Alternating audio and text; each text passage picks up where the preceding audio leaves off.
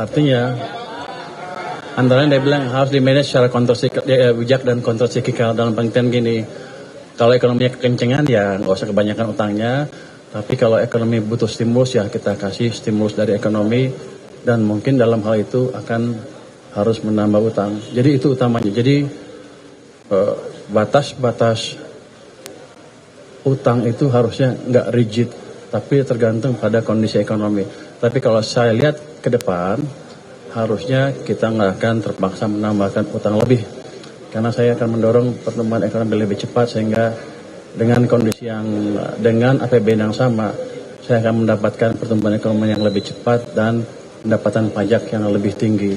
Jadi harusnya saya tidak akan ngutang terlalu besar. Mungkin saya perkirakan ada kemungkinan utang yang saya terbitkan tidak akan sebesar yang ada di APBN. Nanti kita lihat semester pertama tahun depan gimana realisasi pertumbuhan ekonominya. Saya pikir dengan memanage uang yang betul, yang baik, di mana uang pemerintah tidak mengganggu ekonomi, itu aja udah tambahan sedikit yang signifikan ke pertumbuhan ekonomi dan otomatis ke pendapatan pajak kita. Kalau saya nggak salah hitung, setiap tumbuh 1%, tambahan tumbuh 1% ekonomi, saya dapat tambahan income sekitar 220 triliun atau lebih. Jadi itu yang kita kejar. Kalau tambah 0,5%, income saya tambah 110 triliun. Jadi itu yang kita kejar nanti. Maaf ya, belum Pak. Iya, Pak, izinkan terkait defisit sebelumnya Presiden menargetkan untuk 2% 2 tahun ke depan. Tapi kita lihat APBN tahun ini angkanya justru naik dari 2,48 jadi 2,68. Nah ini gimana caranya supaya bridgingnya nanti bisa 0% Pak? Karena market juga butuh kepastian kan soal itu.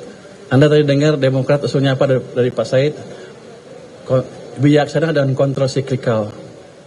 Itu tadi. Kalau lagi butuh kita dorong, tapi kalau nggak butuh kita kurangi. Kalau seperti sekarang, keadaan seperti sekarang, saya potong semua. Let's say belanja daerah nggak saya tambah. Yang lain saya potong. Ketika ekonomi lagi melambat, akibatnya apa? Anda udah lihat kan beberapa minggu yang lalu ada yang mau besar-besaran. Anda mau itu. Jadi si pemerintah harus memikirkan itu juga. SNP dan lain-lain. Kita butuh stabilitas makroekonomi dan sosial politik untuk membiayai pertumbuhan yang lebih cepat, untuk memberi ruang bagi ekonomi untuk tumbuh lebih cepat. Kita lebih sedikit sekarang nggak apa-apa, toh masih di bawah 3%, kita jaga di bawah 3% kan. Jadi masih amat prudent. Kalau Anda lihat ya, Anda pernah belajar ekonomi nggak?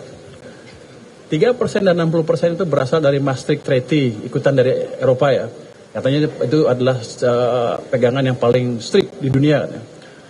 Rasio utang ke PDB nggak boleh dari 60%, rasio defisit ke PDB setiap tahun nggak boleh di atas 3%. Kita masih memegang itu dengan baik sekali walaupun keadaan seperti sekarang ya, dengan masukan Pak Said dan Pak Hadi juga seperti itu. Kalau Anda bandingkan dengan Eropa gimana? Jerman aja udah hampir 100% ke PDB. Amerika 120% lebih, Jepang 250% katanya. Kita amat prudent. Jadi kalau nanti ada rating agensi yang mempertanyakan itu, suruh bandingkan negara-negara yang lain yang maju yang jadi acuan dia. Habis itu suruh bawa cermin. Tapi target 0%-nya Pak? Ya. Gimana? Tapi kalau target 0% yang diarahkan Presiden itu cara bridging supaya? Kita lihat keadaan, kalau mungkin ya mungkin. Saya sedang mencoba mengefektifkan pajak dan lain-lain dalam 1 tahun ke depan. Penggelapan segala macam akan kita coba hilangin dengan secara signifikan. Nanti kita lihat berapa langkah. Kalau udah efisien benar, berapa sih pendapatan pajak kita? Kamu bayar pajak nggak? Bayar, bagus. Jadi gitu. Jadi rencana itu kan rencana. Kalau nggak bisa dijalankan 1 tahun ya nggak apa-apa. Kita geser pelan-pelan. Tapi kita jelas arah kita menuju ke sana. Tapi kalau meleset dikit ya nggak apa-apa. Kenapa? Lihat tuh negara-negara dunia lain semuanya lagi susah kan? Memang kita mau beda sendiri terus hancur. Anda maunya apa? Kalau Anda pilih apa? Nah gitu kan? Jadi harus dukung ya. Just kidding. Silahkan Pak, mau ngapain Pak? Boleh ngomong gitu. Pak Purbaya, Stefano dari Reuters, Pak. Oh, Anda di mana-mana ya? Kerja, Pak. Pak, Di istana, di Forkem, di sini. Dari Reuters. Bapak Ya? di mana-mana juga kan? Saya juga di mana-mana juga. Oh, gitu ya. Pak, ada 2 pertanyaan, Pak. Pertama, Bapak bilang kan ada peningkatan di TKD ya, Pak, untuk menjaga stabilitas. Tapi itu kan tetap lebih rendah dari 2025. Ada upaya lain nggak, Pak, untuk tetap mereka merasakan hal yang sama seperti sebelum-sebelumnya, supaya stabilitas tetap terjaga? Itu yang pertama, Pak. Yang kedua, Satu aja, Pak, satu. yang terakhir, Pak. Satu aja.